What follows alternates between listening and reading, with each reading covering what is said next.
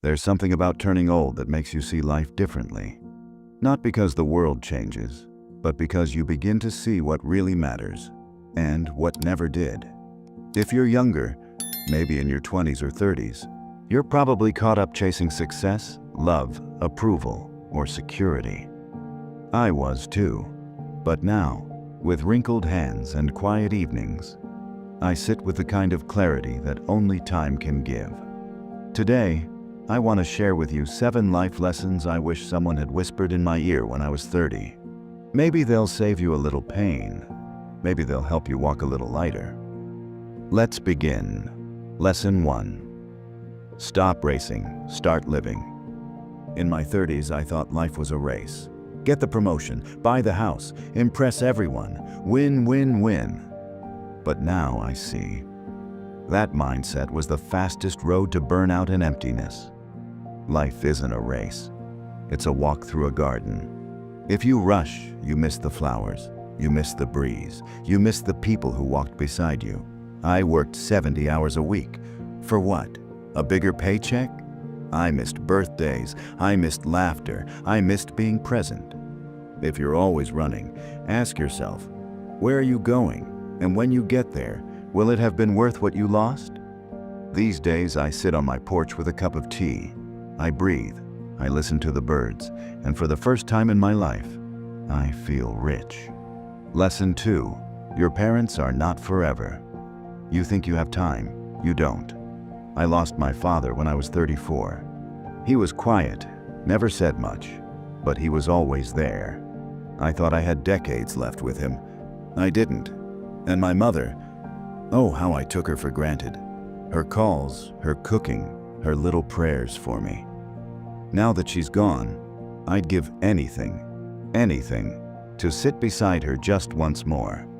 So if your parents are still alive, stop scrolling for a moment and call them.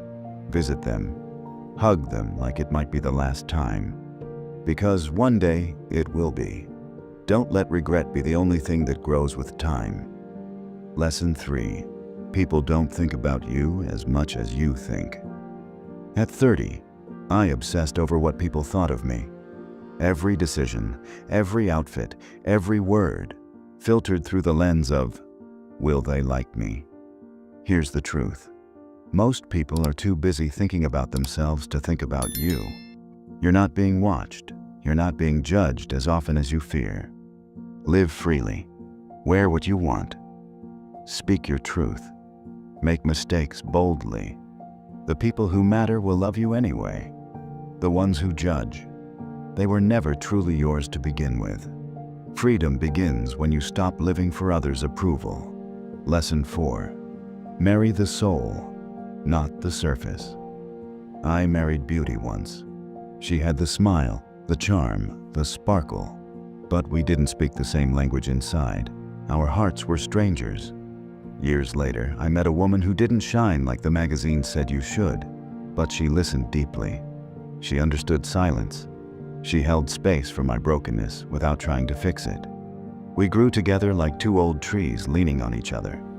If you're choosing a partner, look beyond the eyes. Look into the soul.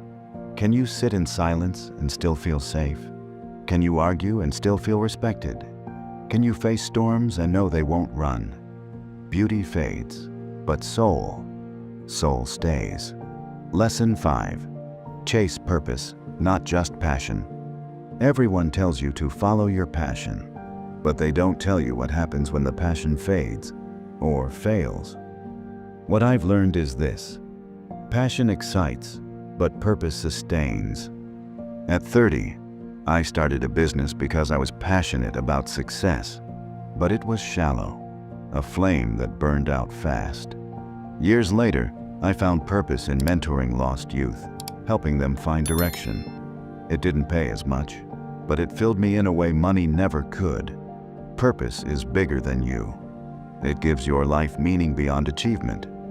Ask yourself, what pain have I overcome? What wisdom do I carry? That might be the beginning of your purpose. Lesson 6. Your body is your first home. I didn't respect my body in my younger years. Late nights, cheap food, no sleep, and no movement. Now my knees creak like old floorboards. My back complains. My energy is no longer infinite. You only get one body. It's not a prison, it's your home.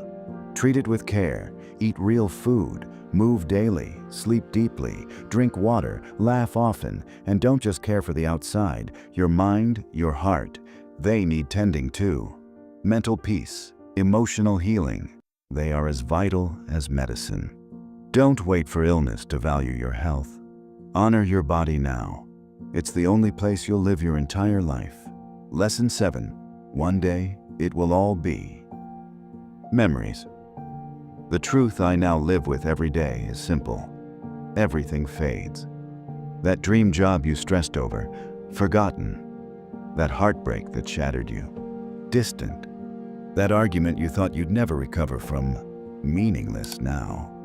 All that remains are moments, quiet laughter, long walks, warm hands, shared tears.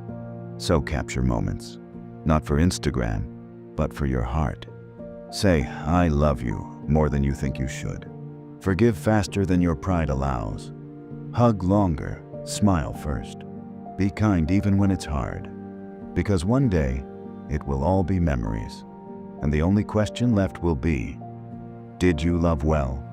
I'm not wiser because I read more books or earned more degrees. I'm wiser because I failed, I lost, I hurt. And through it all, I stayed. If you're 30 or 20 or even 50, it's not too late. Slow down, love deeply, live truly. And remember, life isn't measured in years, but in how deeply you live them. If even one of these lessons touched your heart, take a moment to like, share, and subscribe.